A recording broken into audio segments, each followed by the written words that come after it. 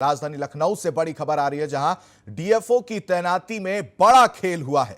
One विभाग में वरिष्ठता दरकिनार कर डीएफओ की तैनाती कर दी गई। यूपी के 50 प्रभागों में वरिष्ठता दरकिनार की गई। जूनियर्स को डीएफओ को चार्ज दिया गया। जूनियर्स को चार्ज देकर शुरू हुआ कारोबार। सुविधा शुल्क देने वाले एसीएफ को डीएफओ का चार्ज दिया गया। प्रमोशन पाए सीनियर एसीएफ हो रहे रिटायर। एक मंडल में जूनियर को मिला डीएफओ का चार्ज, सीनियर कर रहे एसडीओ का काम।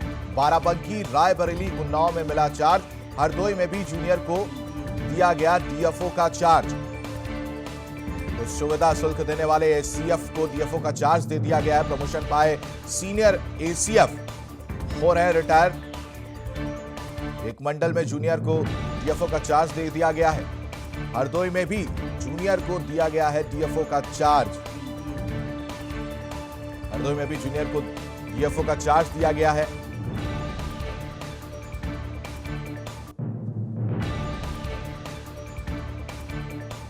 और इस खबर पर ज्यादा जानकारी के साथ हमारे संवाददाता संकेत मिश्रा हमारे साथ जुड़ चुके हैं। संकेत, क्या कुछ ये पूरी खबर है? थोड़ा पूरी खबर ये जानना चाहेंगे आपके लफ्जों में। देखिए, जिस तरह से उत्तर प्रदेश के वन विभाग में जो डीएफओ की तैनाती होती है, उस तैनाती में आईएफएस अफसर कम है उत्तर प्रदेश में। यही वो वजह है कि आईएफएस अफसर कम होने की वजह से एसीएफ को चार्ज दिया जा रहा है और एसीएफ इन चार्जों पे हैं। और उसमें 50 प्रभाग उत्तर प्रदेश के ऐसे हैं जहां पर एसीएफ को चार्ज देना है, जो कि खाली हैं उत्तर प्रदेश में। यानी कि डीएफओ के पद खाली हैं, तो उन पदों पर एसीएफ को चार्ज दिया जा रहा है। और उसमें नियम यह है कि जो वरिष्ठता सूची है एसीएफ की, उस वरिष्ठता सूची के आधार पर जिले में उनको डीएफओ का चार्ज दिया जाए प्रभागों में। तो ऐसे में उनको इस नियम को पूरी तरीके से दरकिनार करके उत्तर प्रदेश के वन विभाग में जिन एसीएफ की साठगांठ है, भ्रष्ट अफसरों और जो शासन के तमाम ऐसे भ्रष्ट अफसर हैं, उनके साथ में साठगांठ जिनकी हो जाती है, वो भले ही जूनियर एसीएफ हो, वरिष्ठता सूची को दरकिनार करते हुए जूनियर को डीएफओ बनाया जा रहा है।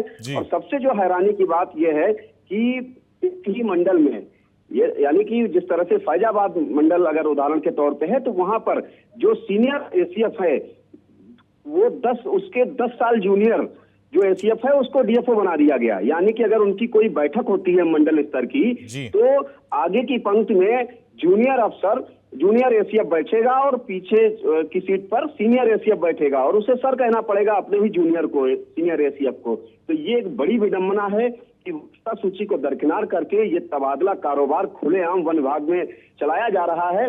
और ये कोई नई बात नहीं है।